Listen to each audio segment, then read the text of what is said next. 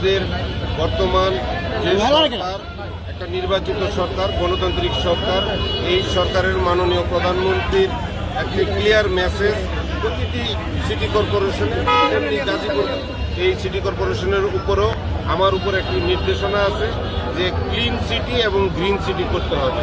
সেই মেসেজকে আমরা বাস্তবায়ন করার জন্য ইতিমধ্যে আমরা পরিষ্কার পরিচ্ছন্নতার কাজে আমাদের যে পরিচ্ছন্ন বাহিনী আছে তাদেরকে আমরা মাঠে নামিয়েছি, তারা কাজ করতেছে।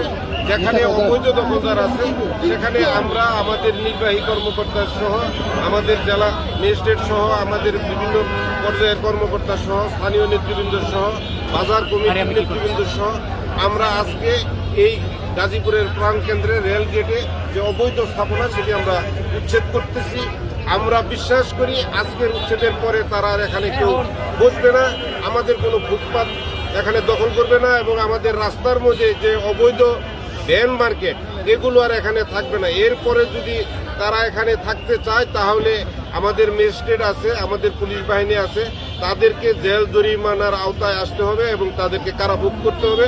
শাস্তি অবশ্যই তাদের জন্য পাওনা হয়ে যাবে যদি তারা আজকের পরে এখানে বসার চেষ্টা করে। এই স্থাপনাগুলোর পিছনে একটা চাঁদাবাজির ঘটনা রয়েছে, যেটা যুগ যুগ ধরে আমরা দেখেছি। এই সরকারের আমলে সেটা থাকবে কিনা? অবশ্যই না, আমরা কোনো চাঁদাবাজকে কোনো প্রশ্রয় দেই না, দিব না। এখানে যদি কোনো চাঁদাবাজ থাকে আমরা উচ্ছেদ করে দিচ্ছি, এখানে চাঁদাবাজের কোনো প্রশ্নই থাকবে না। এমনকি এর বাহিরেও যদি কোথাও কোনো চাঁদাবাজের কোনো বিষয় থাকে, আপনাদের যেহেতু আপনারা জাতির বিবেক, আপনারা ইলেকট্রনিক্স মিডিয়া এবং প্রিন্ট মিডিয়া যারা আছেন আমাদেরকে অবগত করবেন যে এখানে চাঁদাবাজি হচ্ছে, সেখানেই গাজীপুর সিটি কর্পোরেশন আমরা হস্তক্ষেপ করবো ইনশাল্লাহ।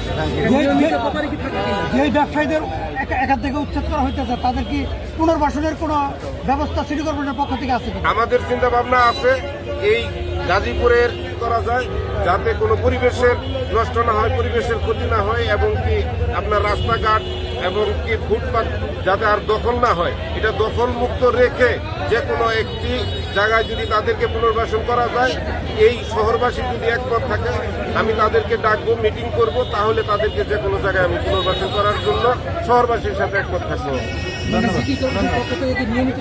প্রতিদিন আমাদের মোবাইল কোর্ট গাজীপুরের বিভিন্ন অঞ্চলে বিভিন্ন রাস্তায় আমাদের মোবাইল কোর্ট চলমান থাকবে ইনশাআল্লাহ।